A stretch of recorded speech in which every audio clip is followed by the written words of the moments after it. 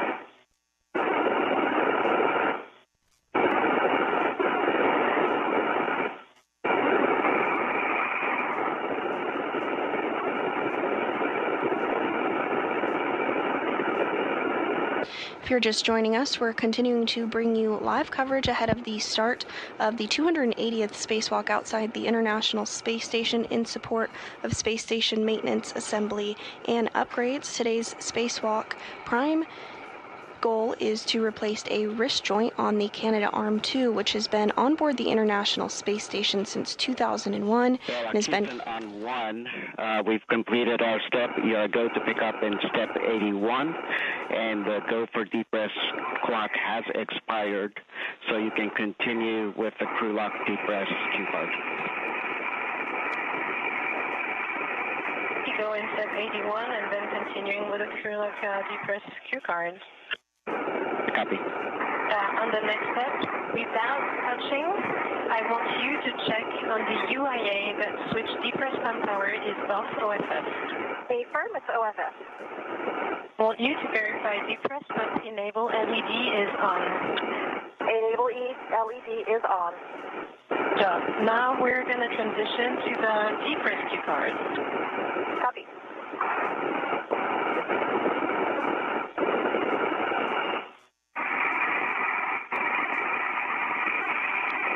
Jessica, now action for your side. On the UIA, I want you to take the switch deep press pump power to on. Press pump power is on. In 10 seconds.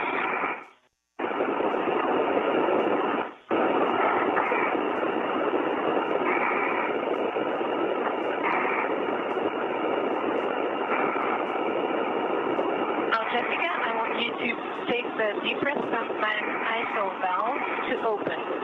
Copy. Have you expect an alert tone and monitor CP gauge below 5.5? CV1. The press pump man isolation valve is open.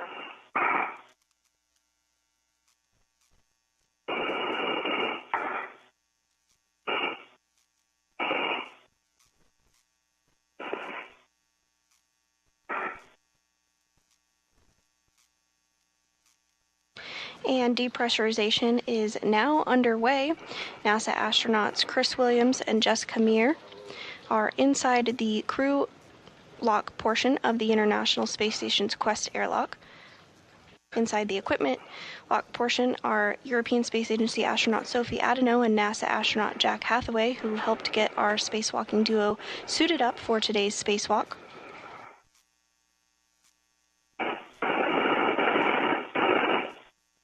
Pressure inside the crew lock now down to 12.75 pounds per square inch. Again, we're going to get that down to 0 or vacuum before the airlock is open to the vacuum of space.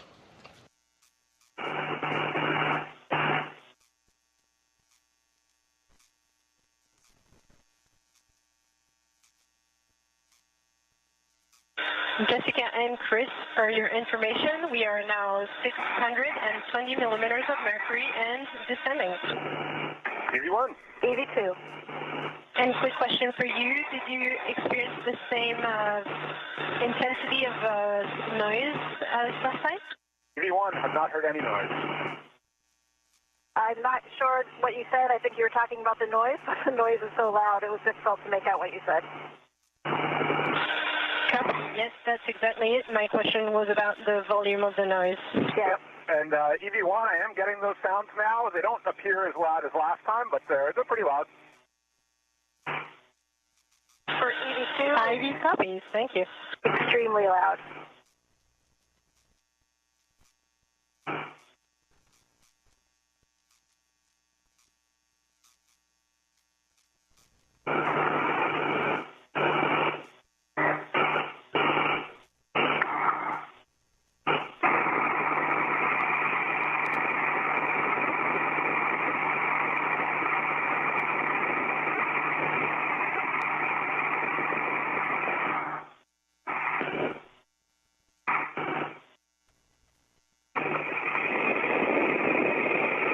Jessica and Chris, the crew lock pressure is now 530 millimeters of mercury and descending.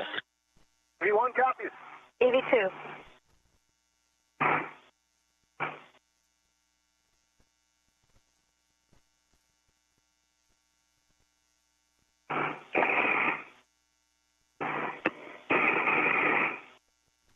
Pressure inside the crew lock now approaching 10 pounds per square inch of pressure. In the crew lock, NASA astronauts Chris Williams and Jessica Meir continuing to step through procedures during depressurization. Once pressure inside the crew lock has reached 0, the duo will switch their suits to battery power, officially marking the start of today's spacewalk. They'll then be given the go to open up the hatch and float out into the vacuum of space. The primary tasks of today's spacewalk are to remove the wrist joint no longer working on the Canadarm2 and replace it with a new joint that's already on orbit to restore functionality to the Canadarm2. The arm is used in a variety of space station operations, including capture of the Cygnus spacecraft and installation to the International Space Station, as well as for certain spacewalks and robotic work and experiment work done outside the International Space Station. The Canadarm2 has had 3 other previous spacewalks for maintenance on it. The first on June 13th, 2002, during STS-111 by astronauts Franklin Chang Diaz and Felipe Perron, who replaced a wrist joint as well. The crew lock pressure is now 450 millimeters of mercury and still decreasing. EV1. EV2. The next spacewalk on the Canadarm2 occurred on October 5th, 2017, and was done by NASA astronauts Randy Bresnik and Mark Vande Hei to replace one of 2 redundant latching end effectors, or hands, on the Canadarm2. And the most recent spacewalk was January 23rd, 2018, by Vande Hei and NASA astronaut Scott Tingle, who replaced the second of 2 latching end effectors, which exhibited degraded snare performance. Quick briefing. In a couple minutes, I will ask you to put the depress pump man also valve to close, but not yet, only on my go. Copy.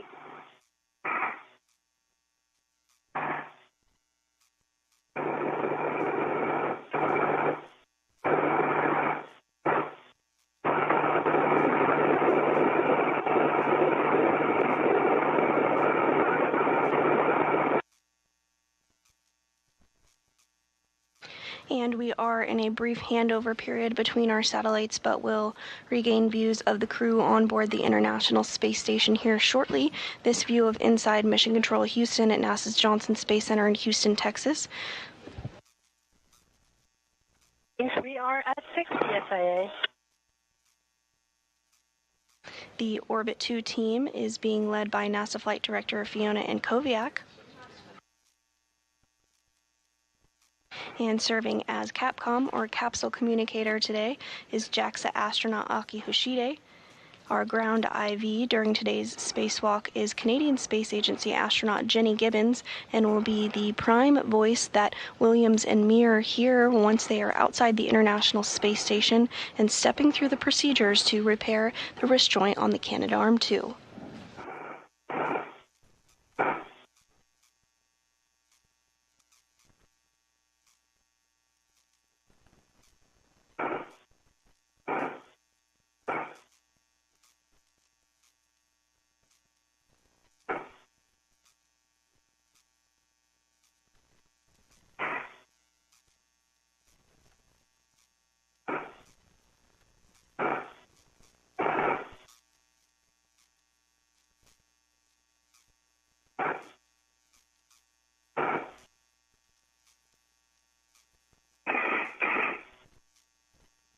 Pressure inside the crew lock of the International Space Station continuing to decrease, now at under 7 pounds per square inch of pressure.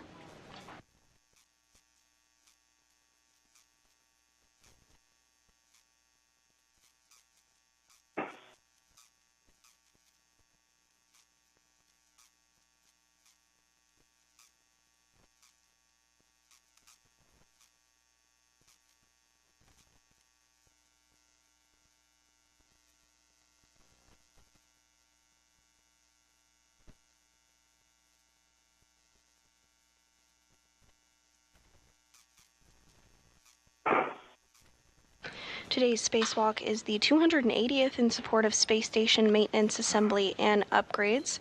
It's the third of 2026, as well as the third of Expedition 74. And our spacewalkers today are NASA astronauts Chris Williams and Jessica Mir. This will be the second spacewalk for Williams and the fifth for Mir.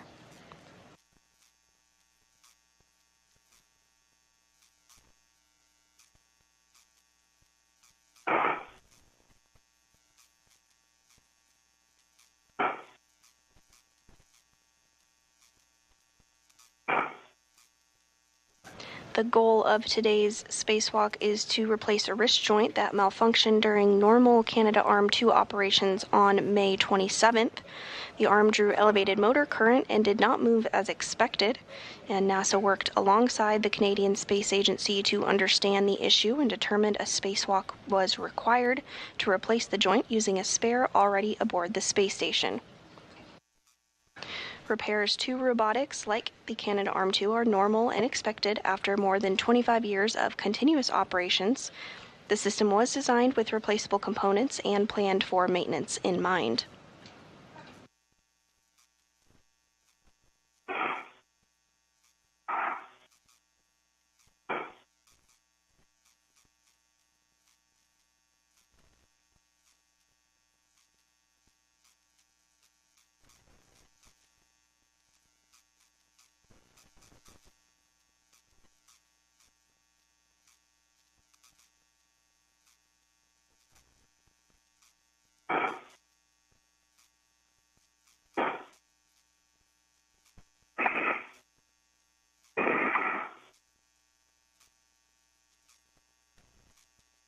Jessica, in about 10 seconds on my go, you will put this depressment mine also valve to close.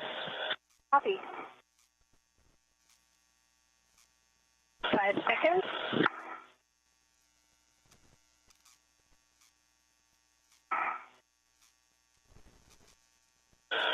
You are go. The first pump man iso valve is closed. Yes.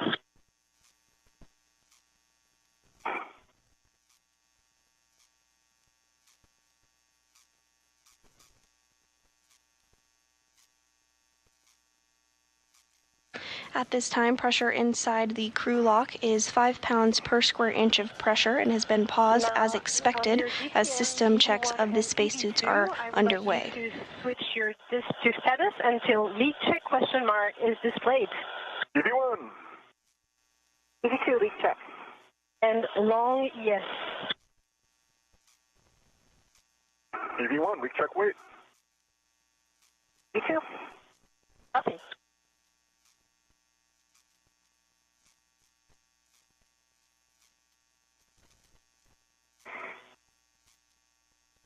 Following these system checkouts and ensuring everything is in a good configuration, depressurization will continue back down to vacuum, at which point the duo will be given the go to open up the hatch and begin today's spacewalk.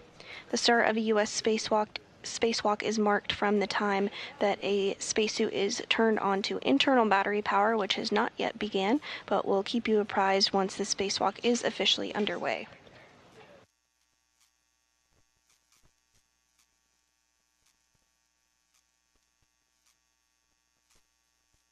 Check complete, EV2. To option EVA.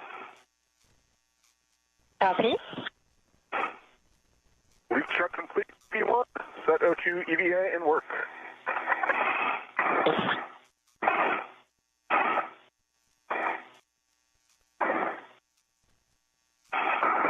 EV2 is an EVA. Copy EV2, your O2 actuator is an EVA.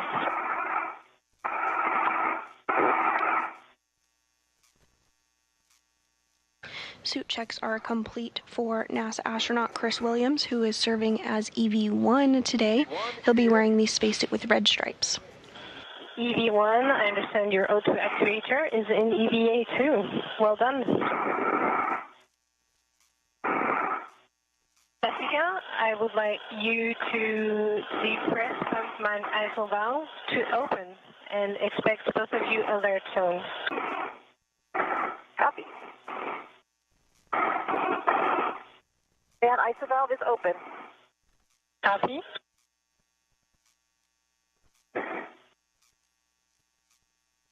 Both of you, I would like you to monitor suit pH below 5.5. EV1. EV2.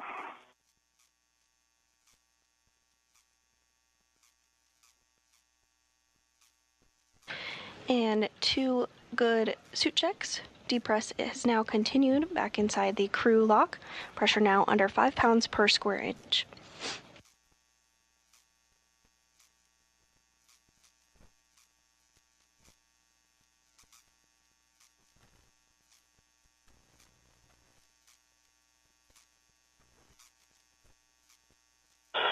Jessica, the next step is going to be for you again, and on my go, when the pressure will be at the correct value, I will ask you to close again this depress pump man ISO valve, only on my go.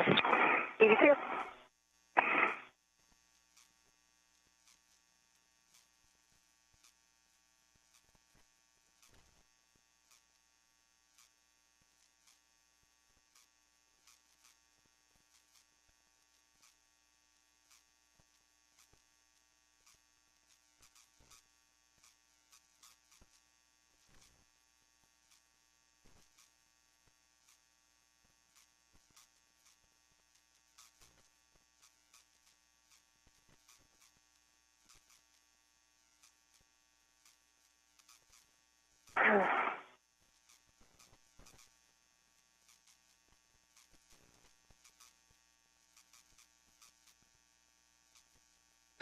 And if you're just joining us this morning, welcome. We are continuing to bring you live coverage as we complete preparations for a spacewalk outside the International Space Station by 2 NASA astronauts, NASA astronaut Chris Williams and NASA astronaut Jessica Meir.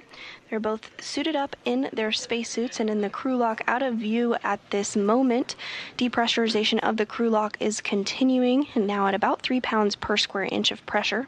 But back inside the equipment lock of the International Space Station, we can see European Space Agency astronaut Sophie Adeneau on the left, as well as NASA astronaut Jack Hathaway, who were primed for getting our spacewalking duo suited up and ready to go out into the vacuum of space this morning.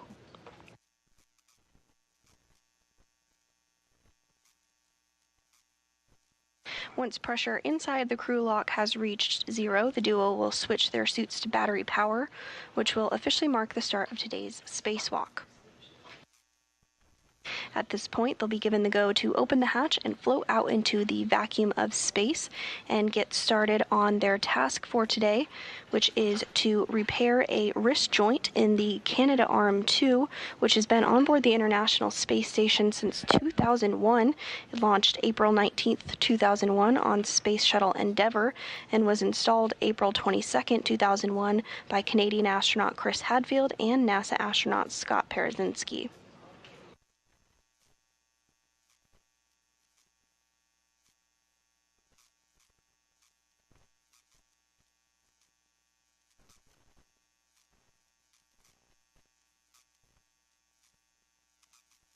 Today's spacewalk is the 280th in support of space station maintenance, assembly, and upgrades, and is the third of this year, as well as the third for Expedition 74.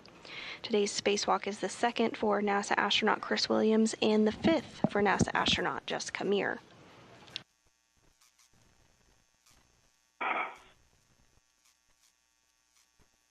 Williams is serving as spacewalk crew number 1 and is wearing a spacesuit with red stripes. In about 10 seconds, you will put the super man ice off the coast.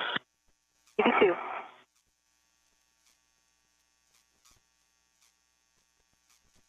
And Meir is serving as crew member 2 and will wear the unmarked spacesuit today. You have a go. The ice valve is closed. Copy. And then on the UIA, you will take the switch depress pump power to off OFF. Press pump power is off OFF. All right, and Jenny in Houston, over to you. Good morning, station, and good morning, Chris and Jessica. Happy to be with you and ready to take your tether config. Good morning. EV1 is starting with my tether config. Starting on my left D-ring extender, I have a small hook of my left waist tether locked black on black going up to my mini workstation. On my right D-ring extender, I also have my right waist tether small hook locked black on black, gate closed, going up to my mini workstation. Also on my right D-ring extender, I have my safety tether red hook that is locked black on black, gate closed, going to my red reel. My red reel is unlocked, and my yellow hook is going back to my mini workstation. I also have ED2's yellow hook attached to my safety tether reel to the tether point. That large hook is locked black on black, going to ED2's red reel. ED2's red reel is unlocked, and I see that going back to her right D-ring extender. And I see the red hook is on that, and I see it is gate closed, slider locked, black on black. Can take over from there. Copy. I can see, as Chris just said, my red hook, gate closed slider is locked on my right D-ring extender. Also on the right D-ring extender is my waist tether hook, and that is gate closed, slider locked. My large hook of my waist tether is on the airlock D-ring extender, and I can see that is gate closed, slider locked. All right, you two, we copy a good config. I will talk you through the remainder of the depress side of the cue card. Next up, when the crew lock DPDT is approximately 0, you can expect an alert tone. MCC will look into pressure for hatch opening.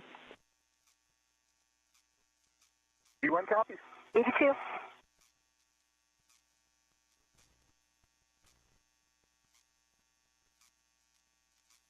And you are hearing a familiar voice now communicating with Mir and Williams. That is Canadian Space Agency astronaut Jenny Gibbons, who you may recognize her voice from the Artemis II mission, where she served as Capcom and communicated with Reed, Victor, Christina, and Jeremy quite frequently. Today she'll have the prime task of communicating with Williams and Mir as they step through procedures to repair a wrist joint on the Canadarm2.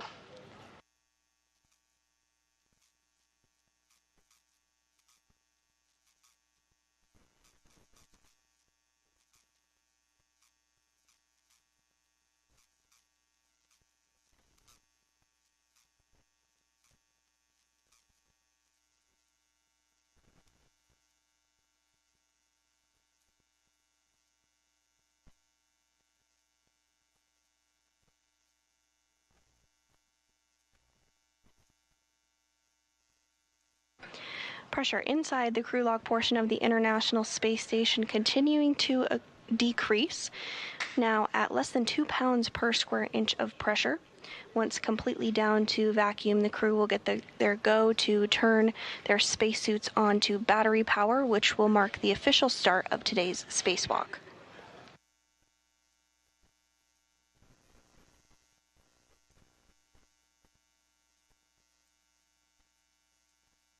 Back inside the International Space Station, European Space Agency astronaut Sophie Adeneau, as well as NASA astronaut Jack Hathaway, are continuing to get things cleaned up after helping Mir and Williams get suited up into their spacesuits.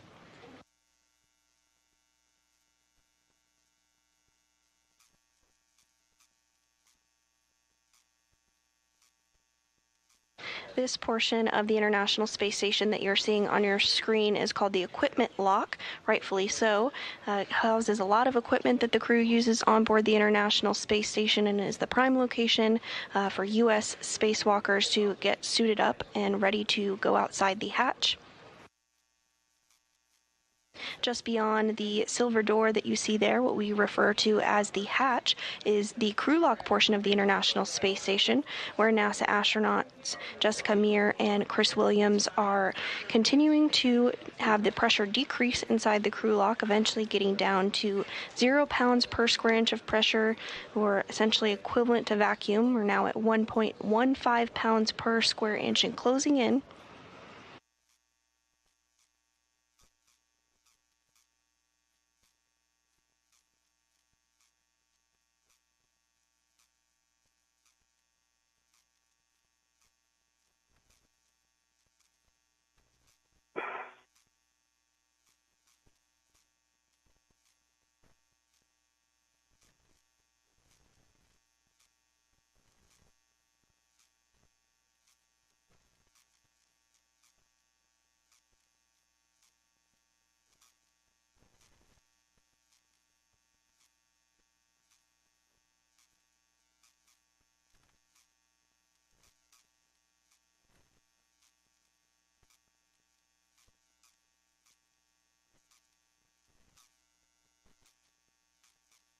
It looks like when the crew does exit the airlock this morning, it will be during a day pass for the International Space Station.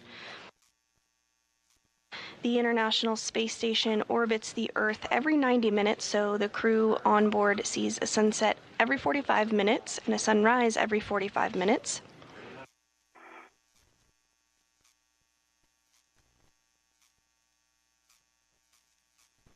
The International Space Station flies about 250 miles overhead at a speed of 17,500 miles per hour and has been continuously occupied since the year 2000.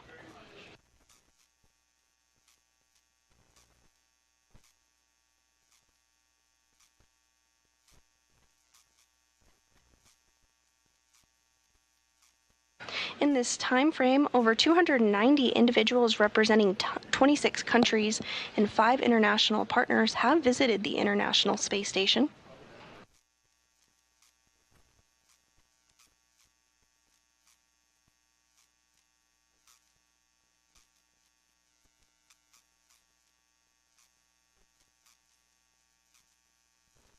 Pressure inside the crew lock portion of the International Space Station now less than 1 pound per square inch, approaching the 0.90 pound per square inch mark.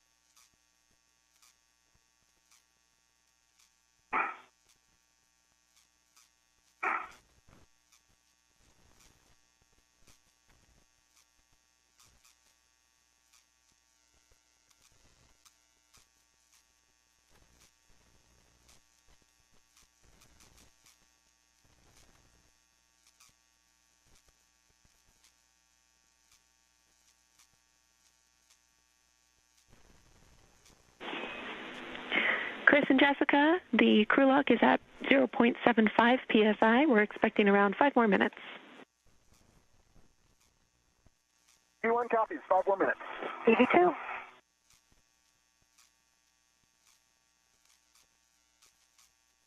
And this view from outside the International Space Station, you can see the airlock portion of the Quest airlock where the crew lock is located, and the crew members are suited up inside their spacesuits as pressure has now reached 0 pounds per square inch. We will stand by for the suits to be switched on to battery power, which will mark the official start of today's spacewalk. And at that point, shortly after, we will see the hatch swing open and our crew members exit the International Space Station. First out will be NASA astronaut Chris Williams, followed by NASA astronaut Jessica Meir.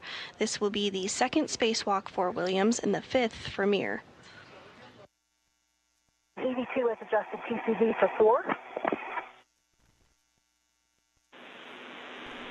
Copy, TCV4.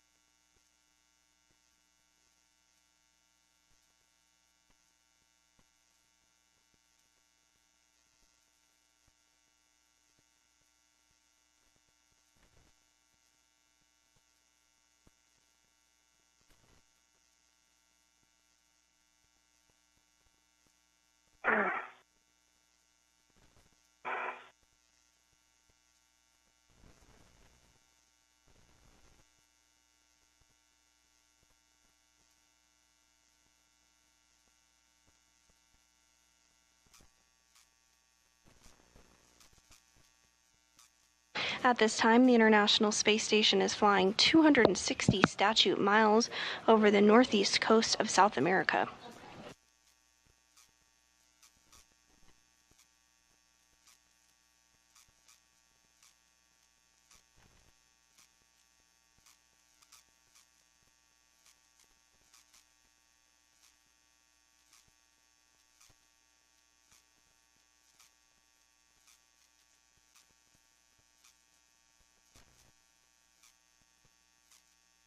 And in the upper right of your screen there, you can see the Soyuz MS-28 spacecraft, which will be the ride home for NASA astronaut Chris Williams just next month.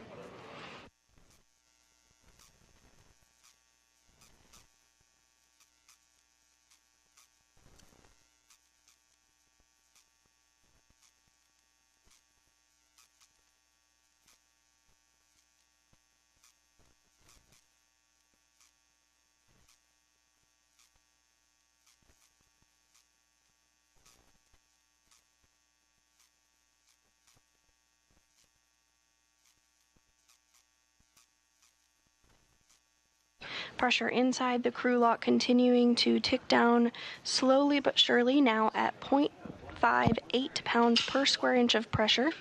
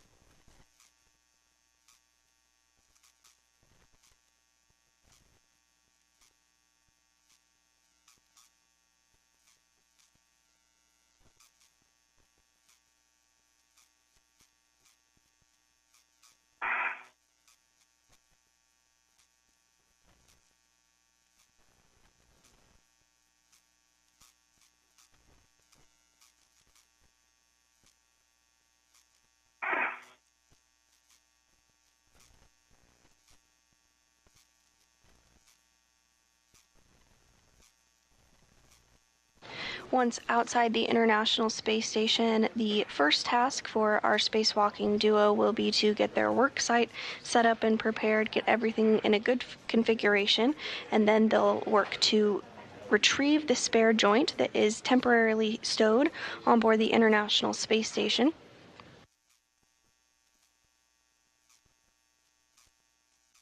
At that point, they will remove the latching end effector of the Canadarm2 and temporarily stow that while they gain access to the failed joint location. Joint number 5 is the joint that is having some issues. They'll then work to remove that failed joint and install the spare joint before putting back on the latching end effector, cleaning up their work site, and heading back in the International Space Station for today. Today's spacewalk is expected to last about 6 hours and 40 minutes.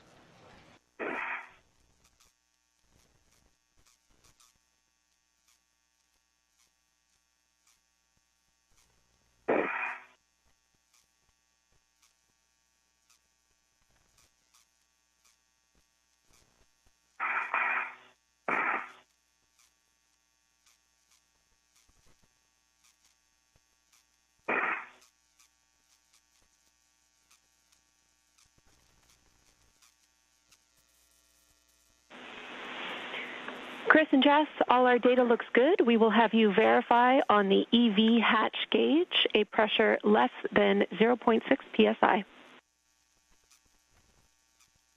EV1, I see 0.4 psi on the hatch gauge. Copy. You are go to open and stow the EV hatch. EV1 copies. Opening the hatch in work. Houston copies. Jack and Sophie, you have a go to close the emergency MPEV. Closing emergency MPEV. Copy.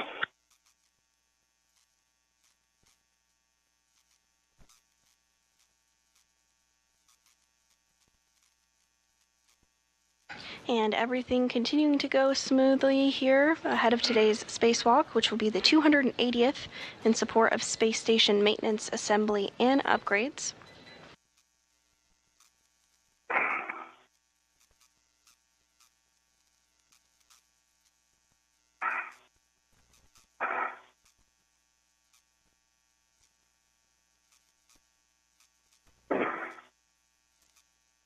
Pressure. EV hatch is open and in the hatch keep. Copy. Good config. You can switch power to BAT. Please stagger your switch throws and expect a warning tone. Copy. EV1 throwing switch first. EV1, power is in BAT. Power to BAT. Copy both. Switch display to Pro to verify a functional display.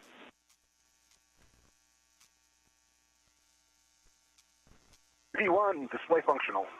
E2 display functional.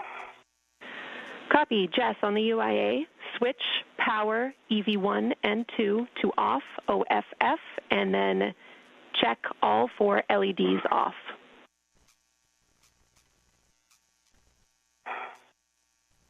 I see power off, EV1 and EV2, and I see all 4 LEDs are off.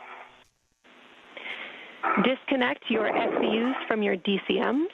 Install your DCM covers and stow your SCUs in their pouches. EV1 copies and work.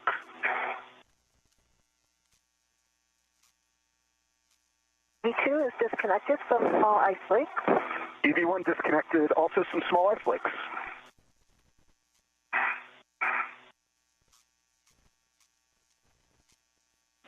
Copy.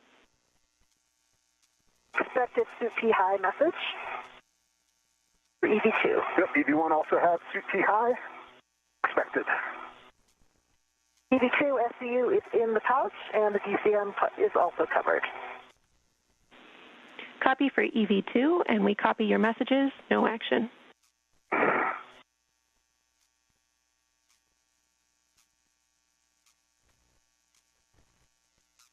And with both spacesuits on battery power at 7:20 a.m. Central Time, our spacewalk is officially underway. Good config. You can check the depress pump manual isolation valve is closed. Press pump manual isolation valve is closed. Set your temperature control valve to max hot.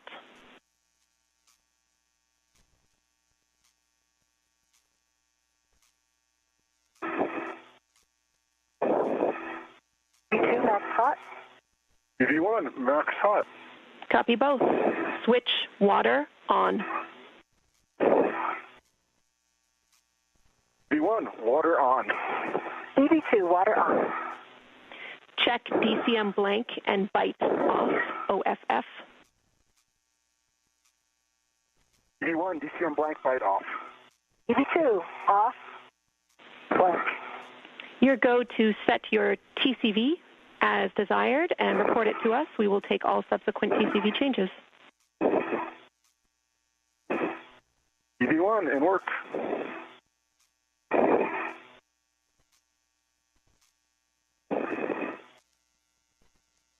EV1, TCV at 5. EV2 is set at 4. Copy settings 5 and 4. Report your suit pressure gauge.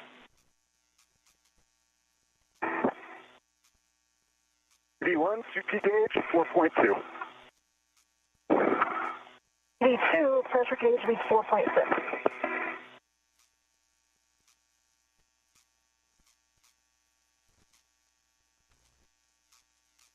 Slightly higher than norm. Copy 4.2 and 4.6.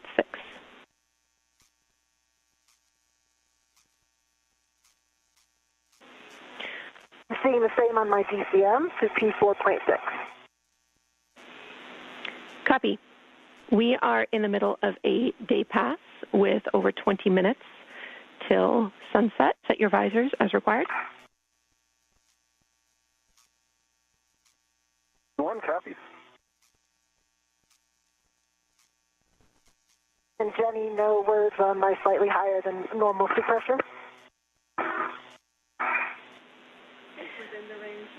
We have no concerns, Jess.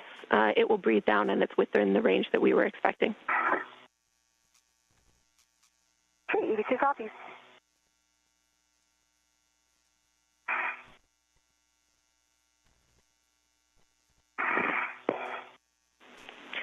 Okay, and Houston has checked your suit parameters. We are good to go. So with that, Chris, you can open the hatch thermal cover.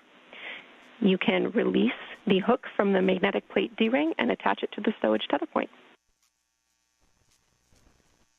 EV1, in work.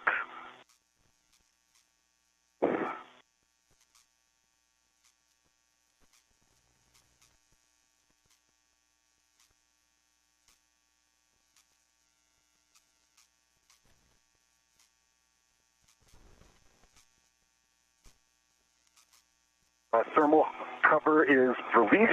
6 sharpening lines visible. Copy, and confirm you cinched the strap until snug. Yep, cinched until snug. And attached to the tether point. Good config. Chris, you can egress the airlock, and you're looking to attach your hook to the forward starboard curved handrail D-ring. And we are seeing the thermal cover of the Quest airlock now open. Here shortly we will expect to see first NASA astronaut Chris Williams float out of the hatch, followed by NASA astronaut Jessica Meir.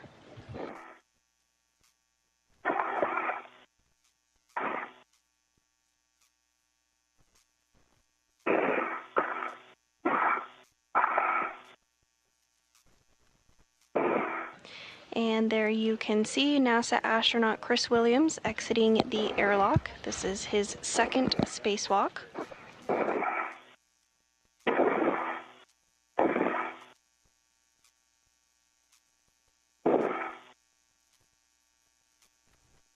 EV1, my yellow hook is attached to the forward starboard curved handrail. Copy. I'll take your checks. Copy, closed, black on black.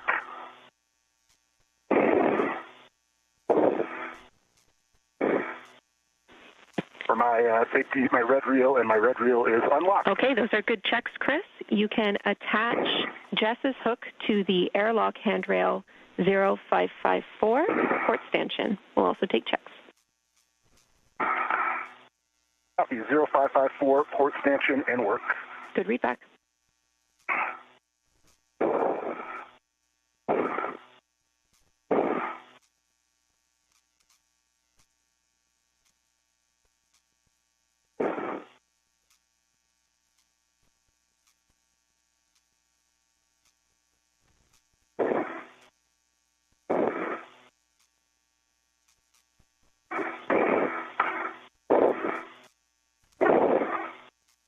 And as Williams continues to make his way outside of the Quest airlock, you did hear him communicate with the ground IV Canadian Space Agency astronaut Jenny Gibbons about some hooks as well as tethers. He's getting everything configured and in a good spot before he continues on his way to the work site today.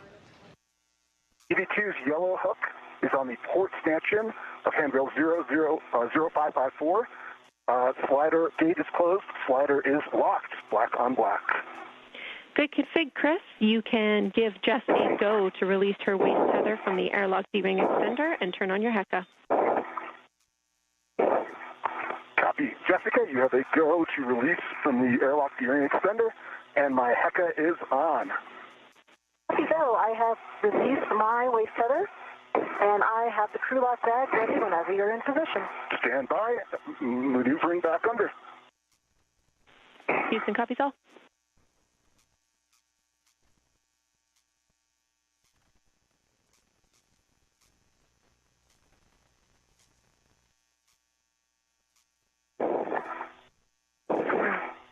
Stand by on. Let me just move my waist tether on the other side of your safety tether. No rush, whenever you're ready. Okay, our safety tethers are clear, and I am maneuvering under hatch and getting my DRT ready.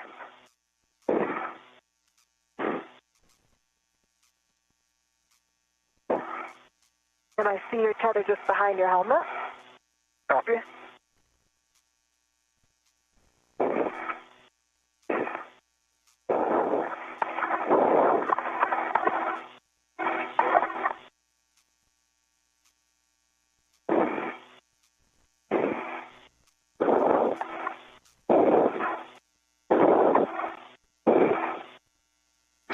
Williams continuing to make his way outside of the Quest airlock as he begins the second spacewalk of his career. Next up will be NASA astronaut Jessica Meir, who is completing the fifth of her career. Today's spacewalk is the 280th spacewalk in support of station maintenance, assembly, and upgrades. Short handover. Okay, I have the handrail of the bag. I got the bag. Working on the rets.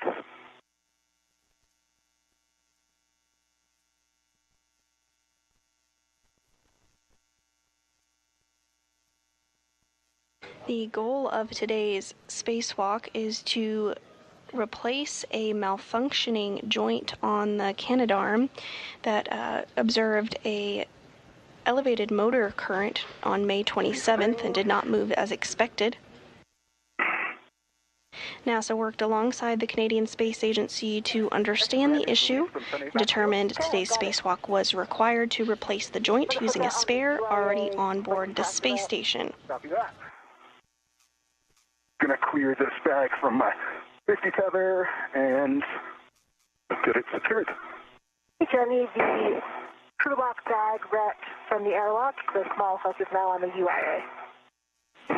Houston copies. We're back with you after the handover. Chris, when you're ready, you can give Jess a go to egress the airlock.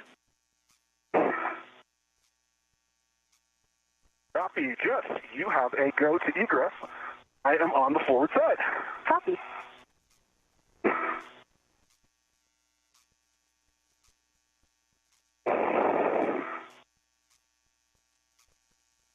And you did just hear that NASA astronaut Jessica Meir has the go to exit the airlock as well, so she'll soon be coming out here shortly. Inside.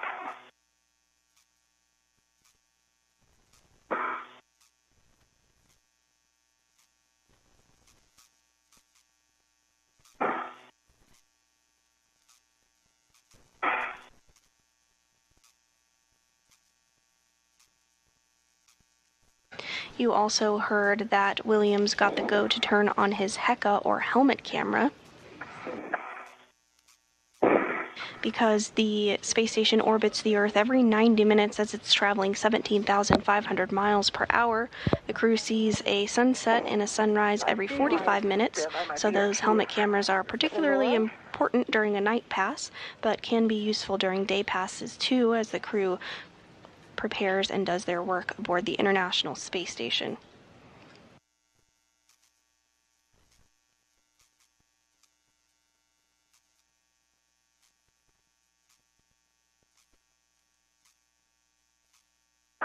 Okay, see you coming out.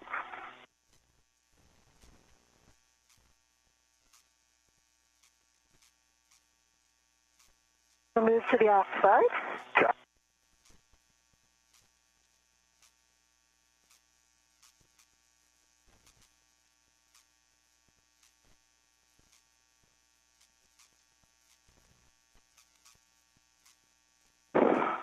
I'm turning on out of the airlock, and I've got a waist tether down.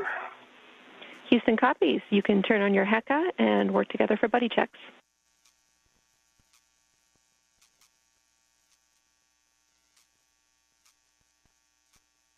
And we both have spacewalkers now out of the Quest airlock. My HECA's on.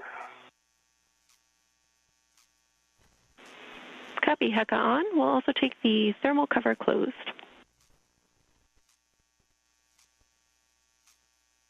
EV1 in work.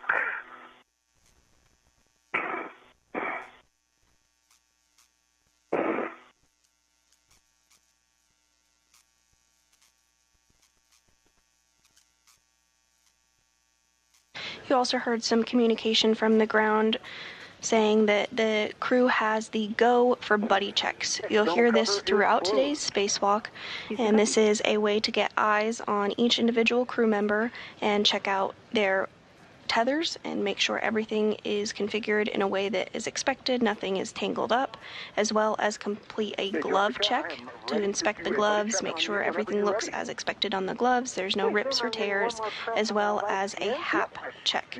The HAP is the helmet absorption pad and is installed inside the spacesuit's helmet as a precautionary measure in case there were to be any water or liquid that would leak out inside of the helmet, so the crew does a check to make sure that that HAP is dry from time to time. All right, I see both lights on all. Okay, I'm looking at your HECA, and I see a good green light. I see both your helmet lights are on and your visor is down. I see 1, 2, 3 tabs up. I see your left safer handle is up, UP, the man ISO valve handle. See? A little further back. There it is. Got it down. Okay, yep, I see it down. And I see your safer HCM deploy is down. All right, I see you've got your tether in a good config. I see it not tangled with anything. And I see your BRT is good. You look like you're in a good config. Okay, copy, and I can report that my HAP is dry, and I have a knob. Copy that. And I also have a dry HAP. And I'm going to glove check. Okay, I'm looking at your. I see your lights are on. I see 1, 2. Can you turn toward your left a little bit? All right, I see 1, 2, 3 tabs up. Can see both of your safer handles are down. And I would suggest getting that bag a little bit tighter. Yep. Maybe off to your left side a little bit more and then tighten. Yeah, that looks good.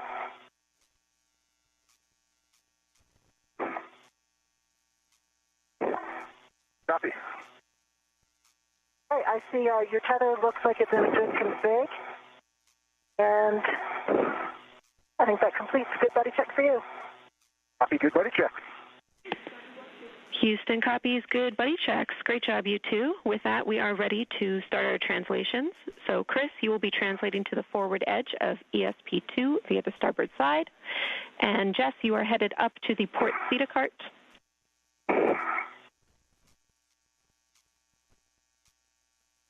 EV1 copies. EV2.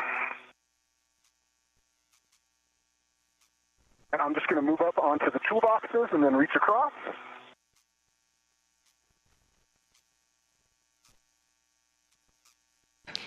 And with good buddy checks, the crew is now going to translate or begin to make their way to the work site for today. The work site is fairly close to the airlock, so they don't have too far to go. During today's spacewalk, you'll be able to tell our crew members apart by the stripes on their spacesuits. Across. So NASA astronaut Chris Williams will be wearing the suit with red stripes, and NASA astronaut Jessica Meir will be wearing the unmarked spacesuit. You are 10 minutes up. And Jess, a caution for you, avoid inadvertent contact with the deployed cable.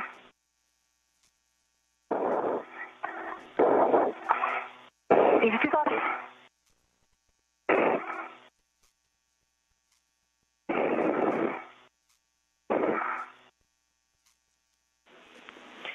Chris, on this translation, we suggest that you weave your safety tether as required along the starboard side of ESP2. V1 copies.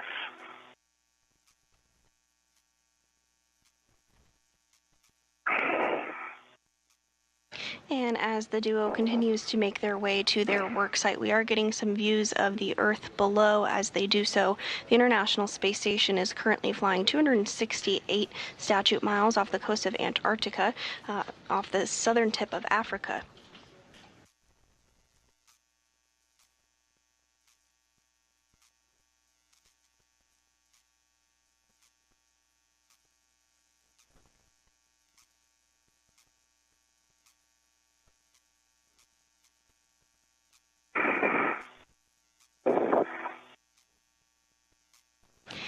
The International Space Station orbits the Earth every 90 minutes, and you can actually view it fly overhead. If you're interested in seeing where the International Space Station flies overhead near you, you can check out nasa.gov/spot-the-station or check out our app. You can see when the space station will be flying overhead and go outside and take a look for yourself.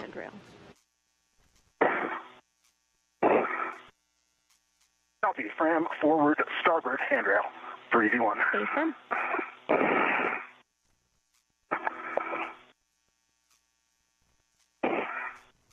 Steady, I'm at the port Theta car. I see my APFR. Excellent. We see you there. That's the APFR in WIF 3. We'll have you retrieve it, stow it on your BRT.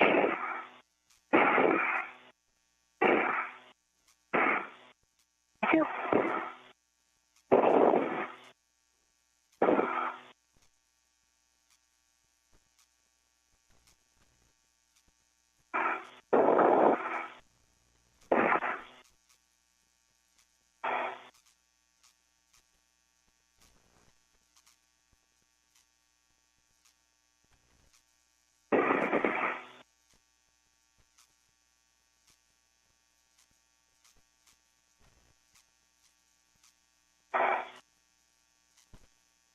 EV1 has attached the large hook of the AET external to that crew lock bag to the forward starboard Fram handrail.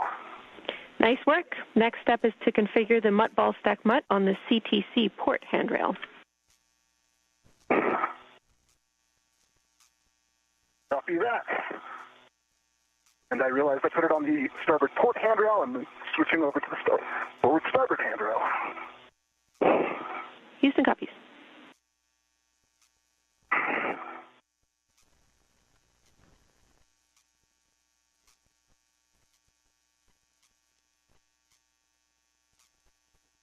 And here you're seeing a split screen view of our two spacewalkers today. On the left, NASA astronaut Chris Williams' helmet camera.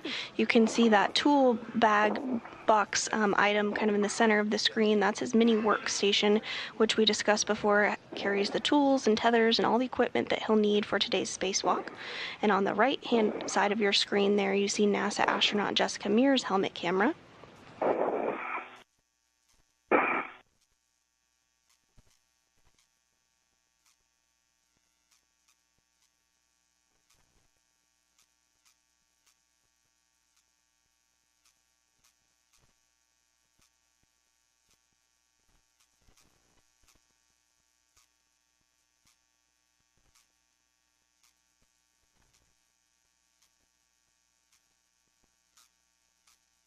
I've got the APFR on my BRT. Copy, Jess. You can translate down to ESP2 via the lab strut and the gap spanner. We'll take a double press of the port Theta cart brake release and a poor man's fair lead on the lab.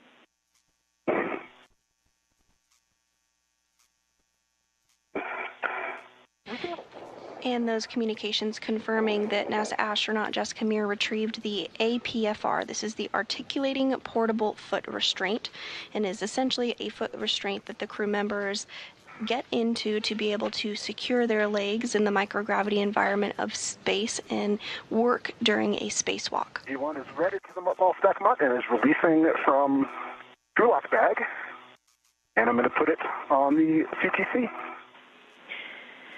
That's a good readback, Chris. You will configure it such that the MUT is facing zenith and port to receive the spare joint later. Copy, MUT, zenith, and port. Good readback.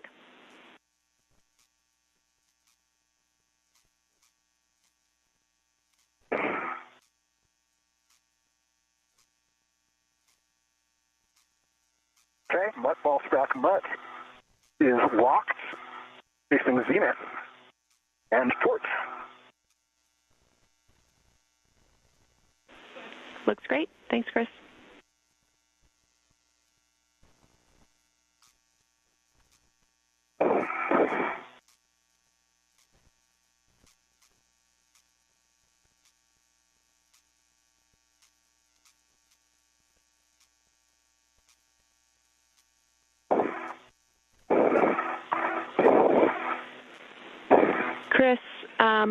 With the speedy work you made of the mutt ball stack mutt, we will have you get a head start on attaching the mutt ball stack mutt ret to the spare joint MLI and getting a head start on releasing the MLI from the spare joint. Copy that. We'll start getting attached to the spare joint MLI. Good read back. And I'm on the lab, Jenny. I'll do my four-man fair lead. Copy. And this view of NASA astronaut Chris Williams in the center of your screen. Again, he's going to be wearing the spacesuit with the red stripes today. He's EV1. He's been given the go from the ground to begin to remove MLI. MLI is multi-layer insulation and is used outside the International Space Station to protect a lot of items that are going to be exposed to vacuum for a longer period of time. So he's going to work to remove that MLI from the spare joint that is already outside the International Space Station, staged and ready to go. This spare joint will be installed on the Canadarm2 today as part of the spacewalk.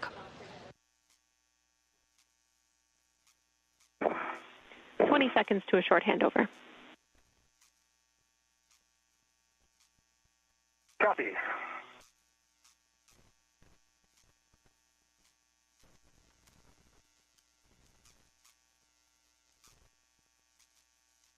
As you can see on your screen, it's beginning to get a little bit darker for our crew members. Again, the International Space Station orbits the Earth every 90 minutes, so the crew sees a sunrise and a sunset every 45 minutes. We're in a brief handover between our satellites, but you are looking at a view inside Mission Control Houston at the Johnson Space Center in Houston, Texas. The team of flight controllers here on the ground is being led by NASA Flight Director Fiona Ankoviak. And today's ground IV, which is the prime voice that you hear communicating to our spacewalkers, is Canadian Space Agency astronaut Jenny Gibbons. To her right is our Capcom, or capsule communicator, JAXA astronaut Aki Hoshide, who will be communicating with the crew that is back on board this space station. Some warnings and cautions for you both. V1 copies and ready to copy.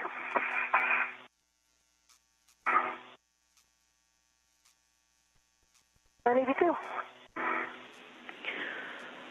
All right, avoid electrical connectors, grounding tabs, and sensitive interfaces on the temp stow and primary FSE rings, and sensitive areas on the joints SLE and CLA. We're also coming up on our EDF work, so avoid pulling too hard on the EDF lanyards and side-loading the EDFs.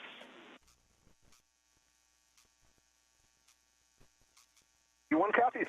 EV2. For EV1, quick question on our RET choreography here. Right now, I still have a RET going from the crew lock bag to the mutt ball stack mutt. Is that one eventually coming down to the FSE?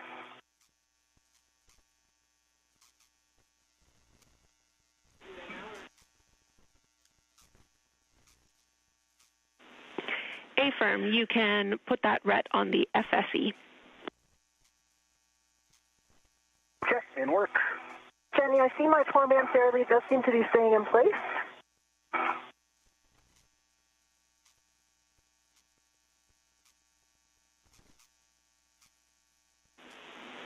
Copy.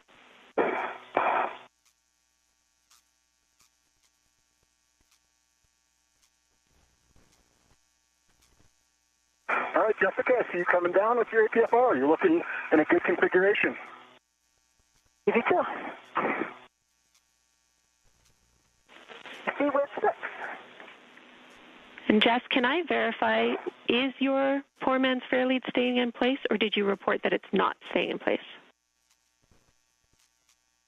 I reported that I saw that it was. Okay, good news. Thanks, Jess. And while I have you, can you just confirm that you did the seat-a-cart brake release? Actually, no, I did not. I guess I needed another reminder there. I did not do that brake release, so keep that in mind for the way back. That's fine. It was precautionary. We'll catch it on the backside. We'd like you to continue getting to the work site and getting the APFR ready. See.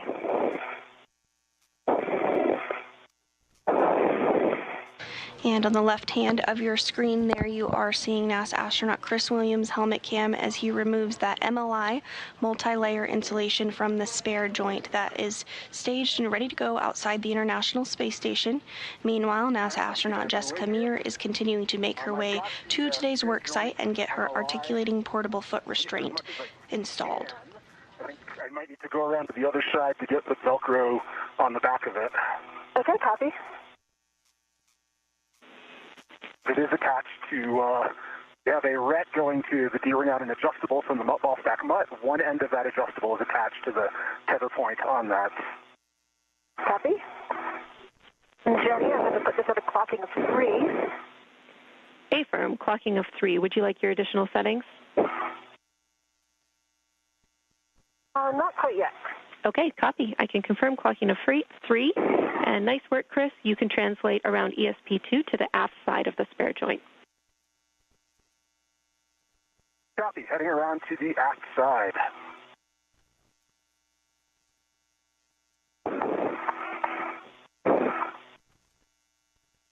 And if you're just joining us this morning, we are now 31 minutes into the 280th spacewalk outside the International Space Station.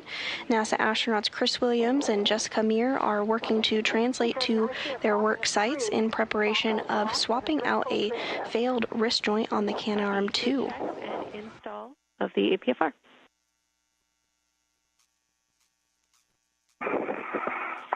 Jess, your next task is to continue with the stowage of the MLI on the mutt ball stack mutt.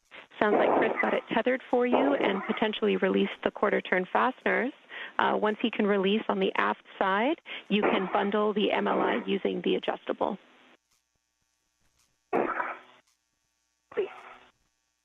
And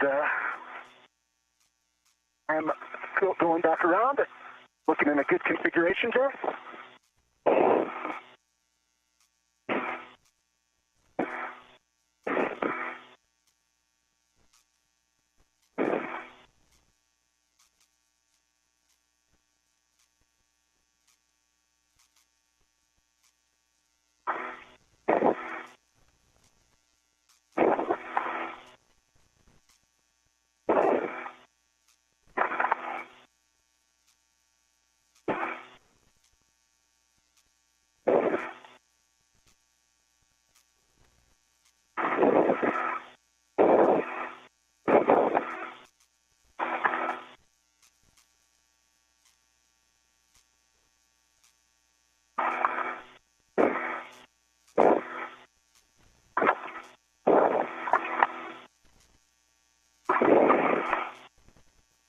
At this time, the work site is successfully set up and prepared for today's spacewalk. Williams did remove that MLI or multi-layer insulation from the spare joint.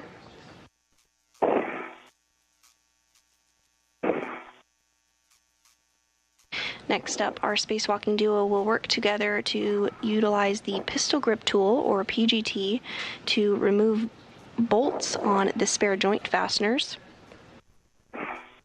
And this spare wrist joint will then be temporarily stowed while the duo makes its way over to the Canadarm2 and does some work on the end effector. Great. And Chris, we also see you getting in position to assist with that MLI, and then you'll be positioning for the joint drive bolt. Copy.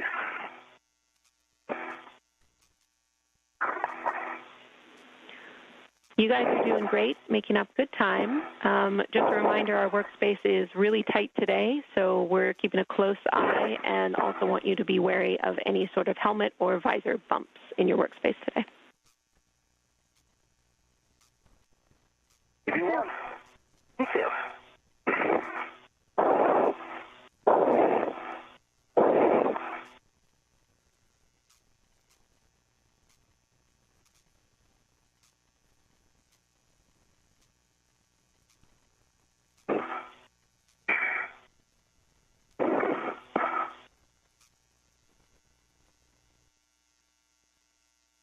Okay, EV1 on the aft side.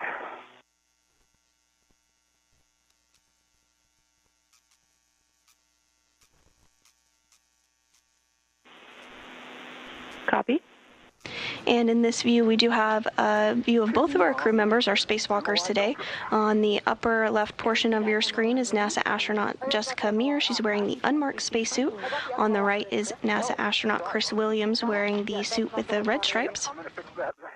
I took off a little piece, a joint MOI. Copy. It's hard when we make everything the same color. Yep.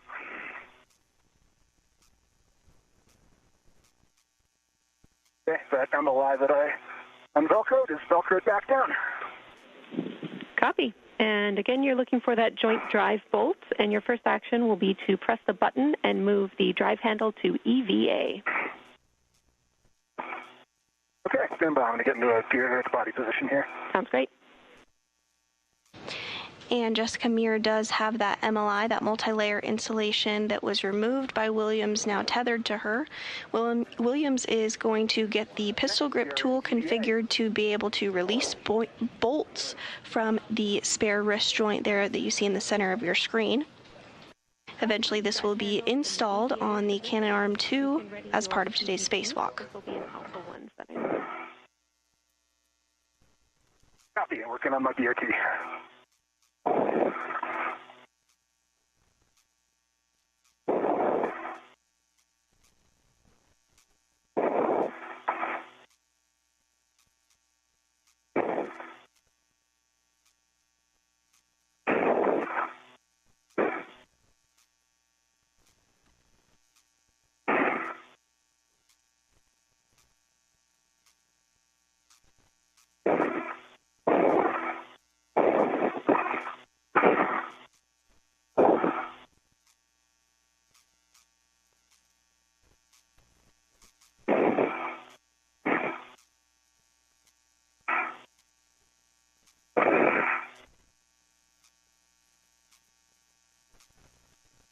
I have the MLI bundled.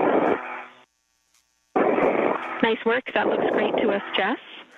You can tend it above the CTC and take the square scoop from the mutt ball stack mutt. You'll be installing that on the spare joint, handle pointed aft, and you can leave the mutt jaws open. Copy. That's not bundled quite as well as I would like, but I think it is out of the way. I think we can leave it where it is for now. I'll work on the scoop. Copy, and we are happy with that MLI config. Thanks, Jess. Right.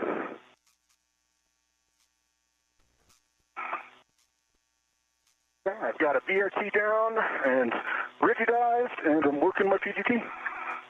Copy. Let me know when you're ready for settings. Go.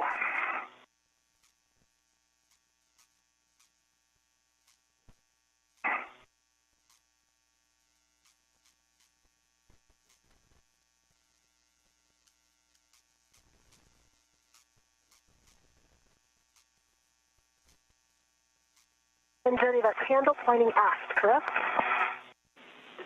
Affirm, handle pointing aft.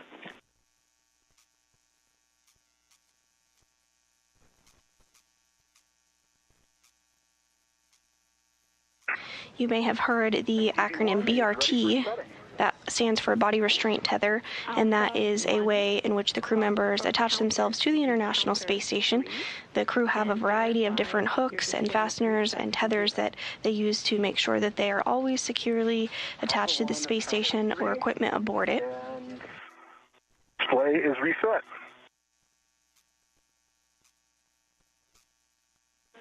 Good readback. All right, Chris, we are ready for you to drive this joint drive bolt.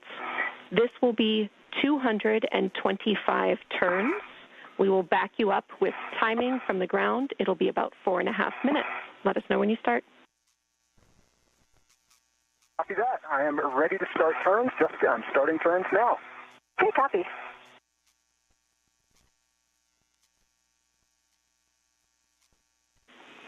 And Jess, when you are able, we will take a visual check on the direction of the joint drive. We're looking for counterclockwise from your perspective. And this view from NASA astronaut Chris Williams' helmet cam as he utilizes the pistol grip tool to release those bolts on the spare joint on the International Space Station that will be installed on the Canadarm2.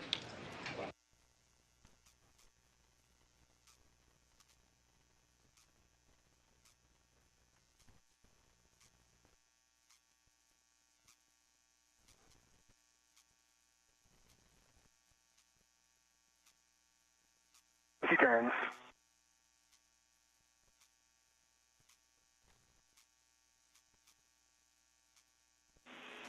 And from our external cameras, we are actually able to verify good motion. So, Jess, we no longer need that check from you, and we are comfortable waiting for the scoop install until after the bolt, if needed. Okay, yeah, I can confirm that motion right now as well, moving counterclockwise from my perspective. Excellent. I am going to pause with the scoop because I don't have anywhere to put my right hand, and it would basically, my right hand would be near the mechanism that's turning. So I'm going to wait with the scoop. That sounds great to us, Jess. We're learning a lot about this work site today, so no problem.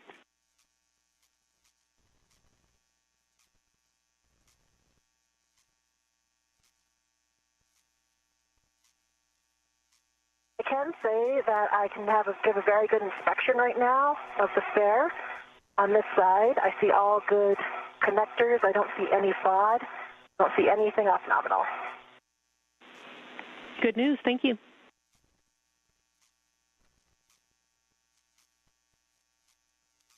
Turning much more slowly than I anticipated.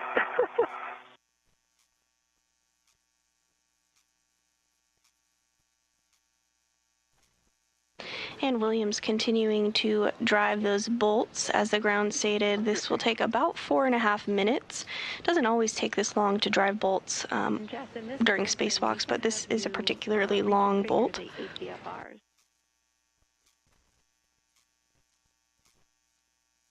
I have a scoop in my hand.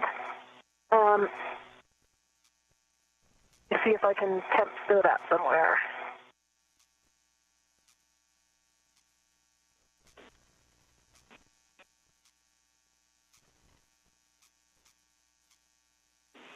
Yeah, and we can have you wait too, Jess. That's totally fine. We're over halfway through this bolt.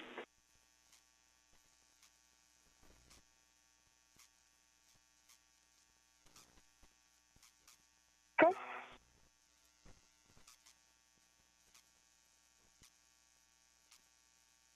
$200.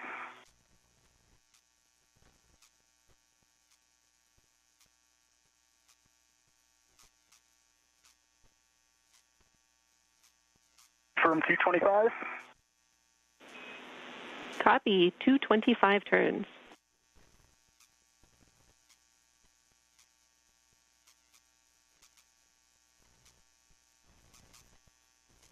All right, we got 225 turns. Copy. Good turn count. Thanks so much, Chris. You can stow the PGT. And I can read it. I can see, wow, Chris. I can report negative 69 degrees on the dial. Looks exactly right. Great news. Wonderful eyesight. We love it. And Chris, I have a scoop in my hand, and maybe we can work together to put it on this side because I don't have anything to hold on to. Yep. Stand by one. Let me just, while I'm here, put this joint drive bolt back to motor before I forget. Copy. A-firm, that is your next step. Back to motor. Joint drive is in motor, and the button's popped up. Copy. Good config. You can assist with the scoop. Copy. Some happy reports from the team here on the ground following those 225 drives by the pistol grip tool done by NASA astronaut Chris Williams. So you can see on your screen there helmet cams from both of our spacewalkers today as they work together to help get this spare joint removed.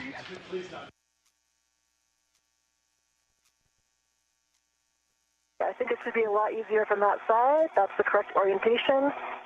And I will start looking at the ATFR. So, Jenny, first I'm going to move Chris's from 5 to 4.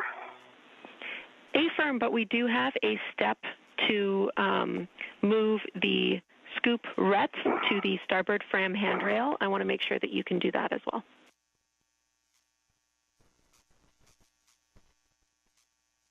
Okay, copy.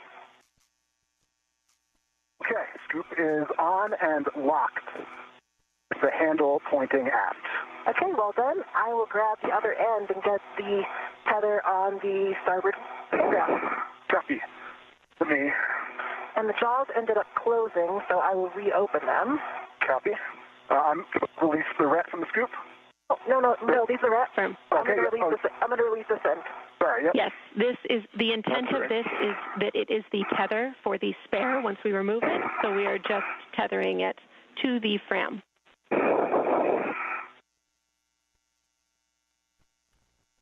Copy. Yep.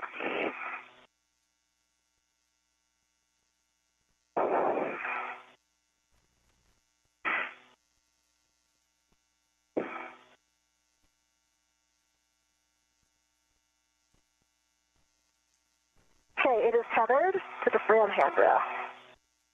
I think one of the things we might want to consider is, well, I guess the crew lock bag will be gone. Having the crew lock bag right here has made it a little bit more difficult. Yeah. But I think it's gone when we're back here. I concur with that. It is kind of in the way, but yeah. All right, Houston copies all. We concur. It should be out of the way soon. I'm going to check on this muck because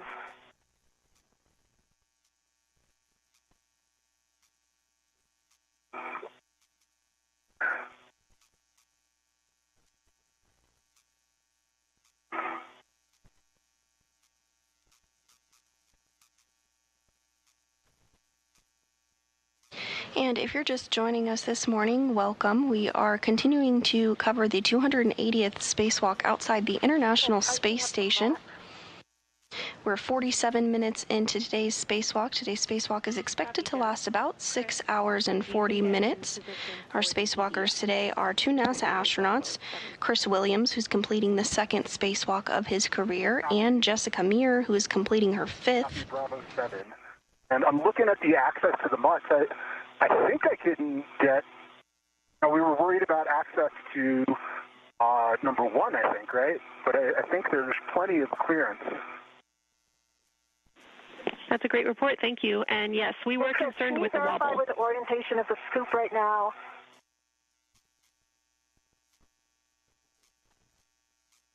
Yeah, I might need to do a different body position.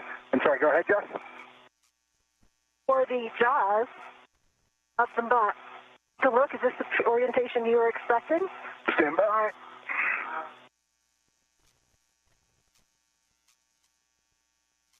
Oh, sorry, I can't quite see.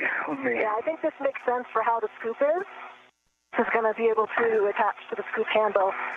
The only problem is you might want to put the ret on the other side of the scoop. So take a look. Jaws are going to close around the starboard side, and the ret is there.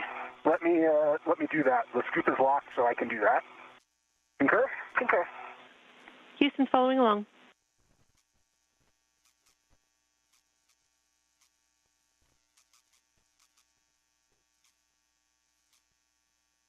Right, this MDSU is rather inconvenient. Yeah. Well, notes on the worksite, Jenny. For me, like positioning that scoop, the one thing that would be good to hold on to the body position is that other temp stow ring that has the sharp edge concerns.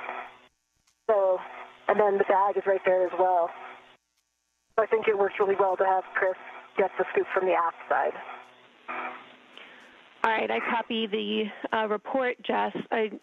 We do believe you could hold on to the edge of that spare ring, just not the grounding tabs. Those are the sharp edge concern locations. Okay, copy, that's good to know. And I can see those grounding tabs. Copy.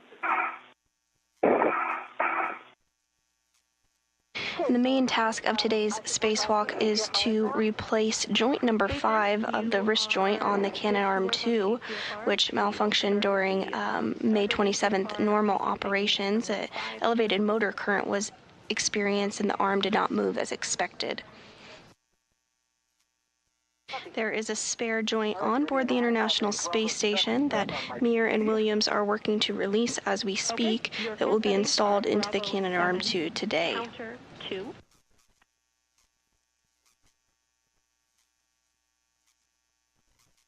Bravo 7, counter 2 is set. Good readback. You can start releasing EDFs. We suggest you start with EDF 5. This will be 5.5 turns.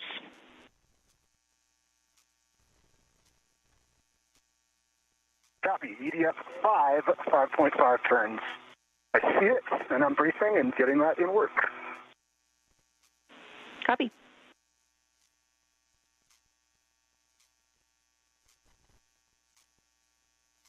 Have a ret on the APSR. Copy. And a reminder, this is the potential sticky locking collar APFR. We're well equipped to handle that should it come up. And Williams now going to use the pistol grip tool in order to further release the spare joint on board the space station. Great news. Thanks, Jess. I am starting turns on EDF 5. Copy.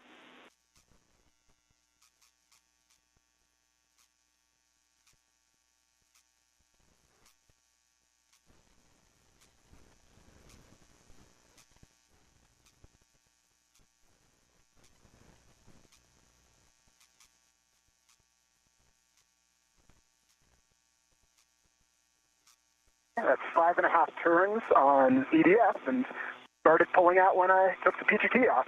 That's a good sign. Copy. 5.5 turns on EDF 5, and it started pulling out. Confirm you can pull it all the way out with the lanyard.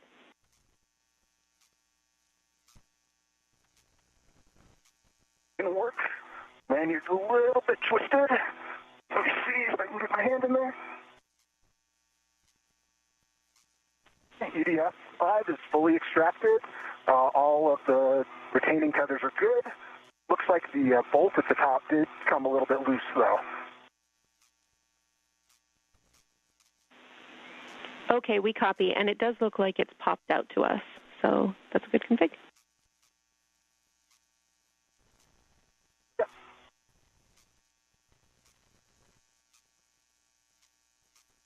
And Jetty, a clocking of 9, correct? And with that first fastener successfully removed, Williams is now going to work on removing the remaining 5 on the spare joint. EDF 6 Is the stickiness of... Okay. or 1. Go ahead, Jess. The EDF 6.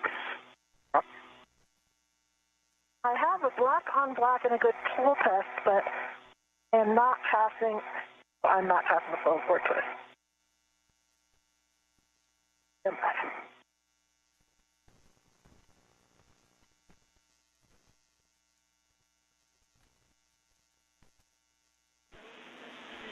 Copy.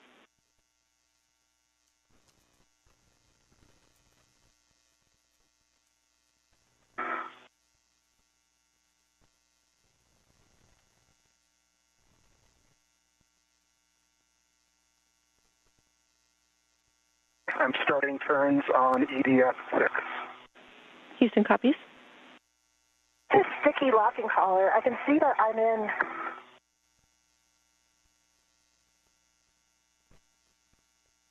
I think what's happening is it's not going to black on black.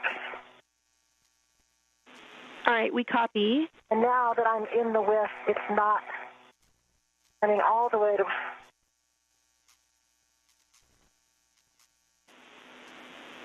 And Jess, we just want to make sure that there's no interference as you're installing this with structure. Okay, so potentially you could deploy the ingress aid. We think that that might have been preventing a good install. The locking collar might be a separate issue.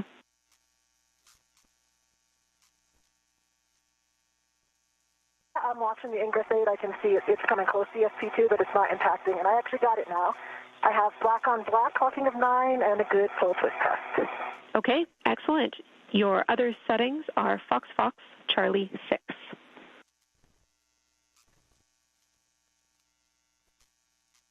Fox Fox Charlie 6. Good readback. And EV1 can confirm that EDF6 is extracted.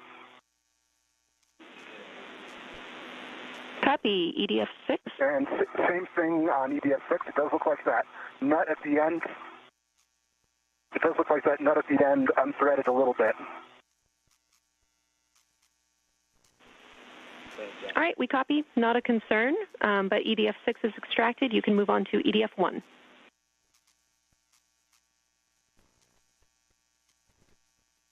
Copy, EDF1 in work.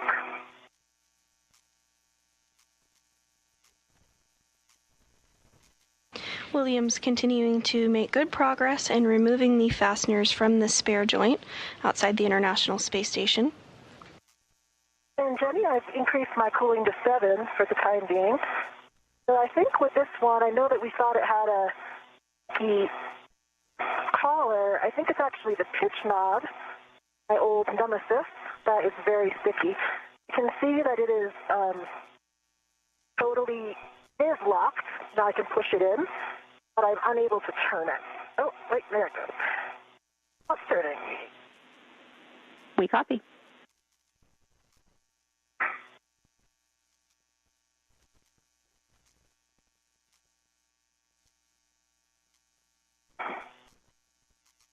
And meanwhile, Jessica Meir is working to remove the articulating portable foot restraint from the worksite interface structure on board the International Space Station and get that installed, where she will be utilizing it today.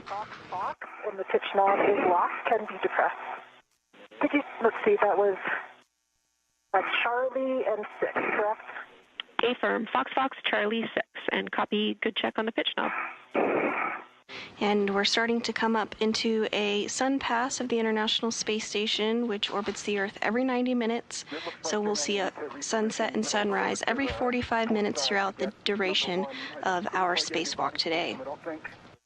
With my BRT down here.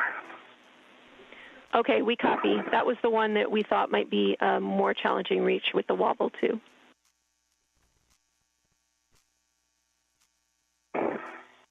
Yeah, if you had the shorter one, I think it would have been doable.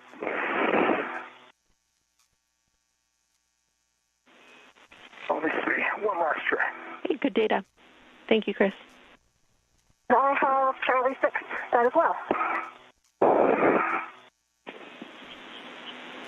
Copy. Those are good settings. We are ready for you to reconfigure the port APFR. We're looking for Fox Fox Lima 6.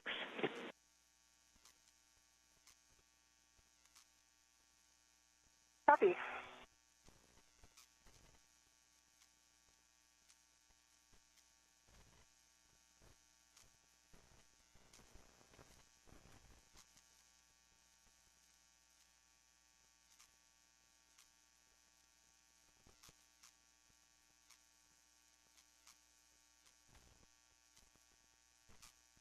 I'm going to try Bravo 7 counter 2 on EDF6.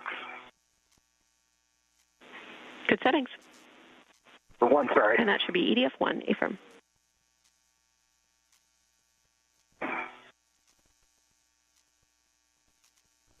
Five and a half turns.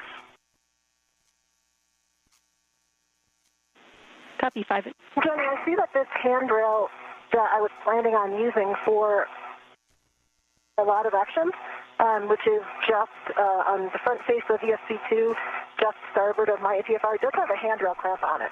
So does that mean I cannot safety tether, waist tether to it?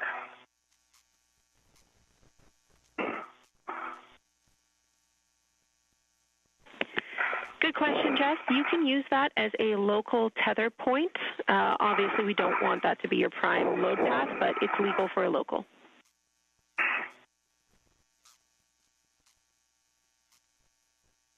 I copy, legal for a local. And also for DIT. Affirm.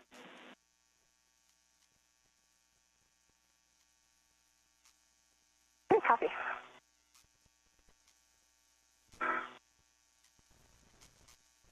Okay, Jenny, I've got those 3 EDFs, 6, 5, and 1 released and pulled out.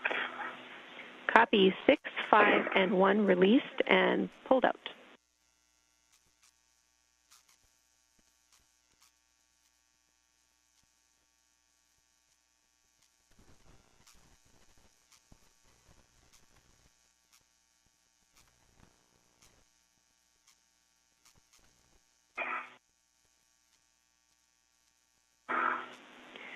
And Chris, next steps for you are, as written, to maintain control of the joint for Jess's bolts to be released. But since you have a little extra time here, if you can reach EDF 4, that's the one under the scoop, we would also like you to attempt to release that one.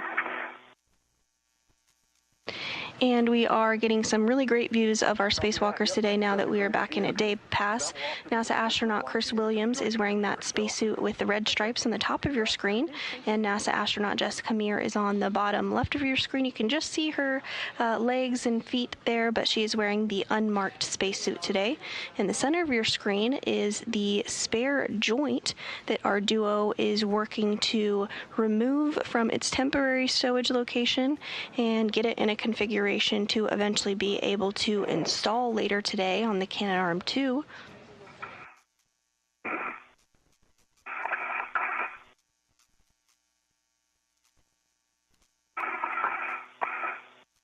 We've just surpassed the 1 hour mark in today's spacewalk.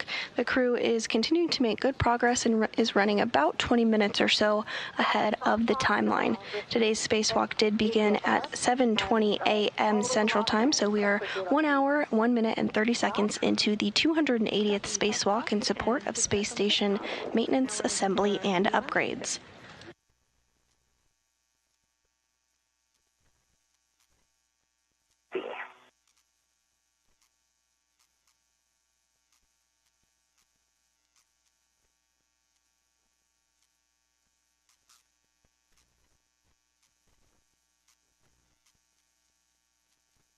Five and a half turns on DF4.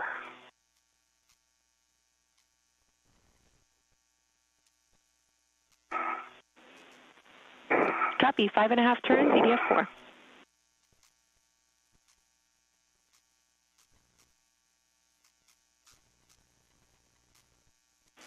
I see you stowing your PGT, Chris. We'll also take a confirmation that the lanyard can be pulled out.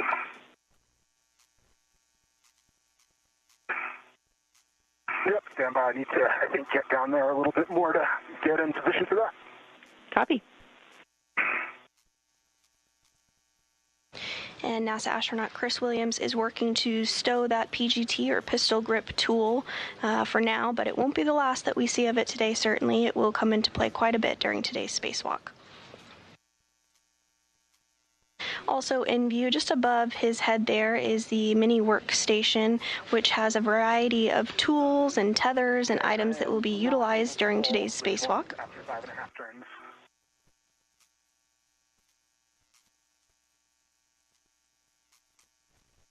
Came out a little bit, but not the whole way.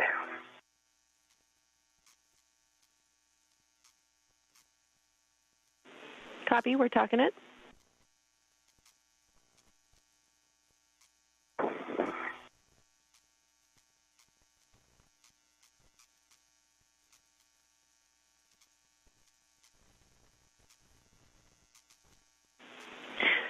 Chris, we would like you to try jiggling this EDF as you're pulling it out. If that does not work, we will move to doing an additional 2 turns.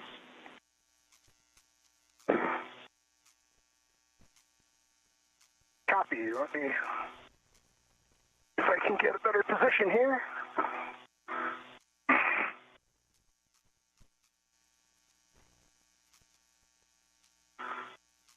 And Williams continuing to work through steps to release that spare wrist joint. Yeah, the scoop is kind of in the way for me to get a good hand on it. Mm-hmm.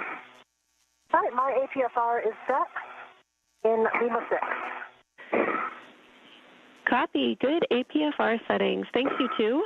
Now we will get Jess to reposition for releasing EDF 2, and the last EDF we'd planned for is EDF 3.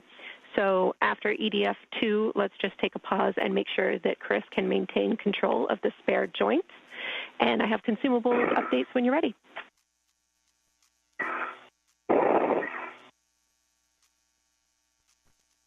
Yeah, EV1 copies all and ready.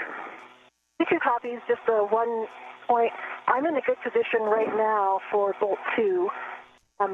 Since it's more port, I think I'm going to need to stay here more port, which means after the Bolt, Chris, I could reposition a little bit to help you guide it in. Copy. That make sense to you? Does. I can, yeah. And Houston's fine with that plan.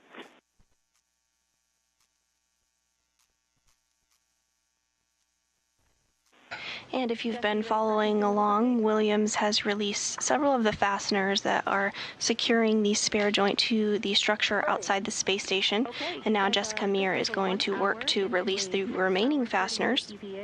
You're both doing a great job. The limiting consumable is EV1 MEDOX at 7 hours, and you're around 20 minutes ahead of the timeline. But I think a lot of the dev you guys have done in the past hour will really pay dividends for the rest of the EVA. Great work.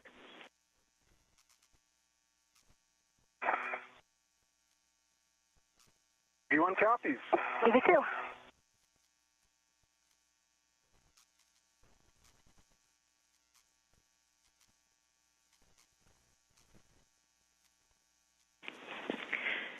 Jess, this PGT setting will include Bravo 7, so we'd like you to brace appropriately. Let me know when you're ready for those settings.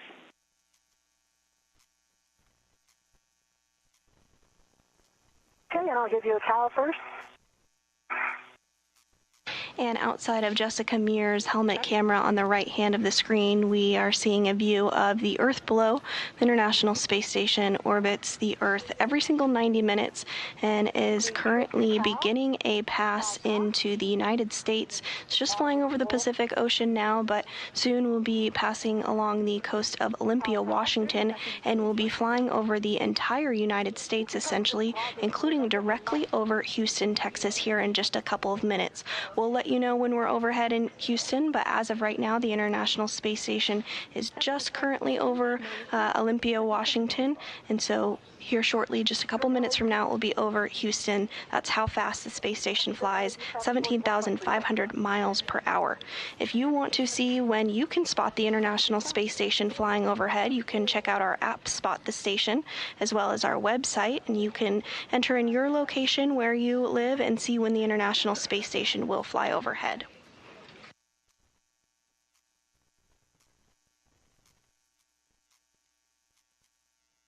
And this view from inside the International Space Station Flight Control Room, where the Orbit 2 team is being led by NASA Flight Director Fiona Enkowiak.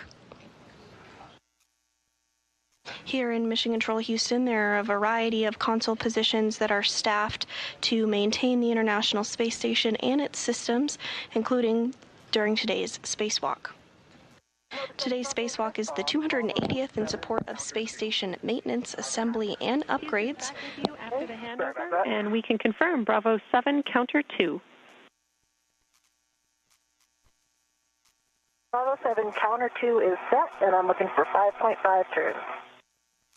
Affirm, and we have it down that this is EDF 2.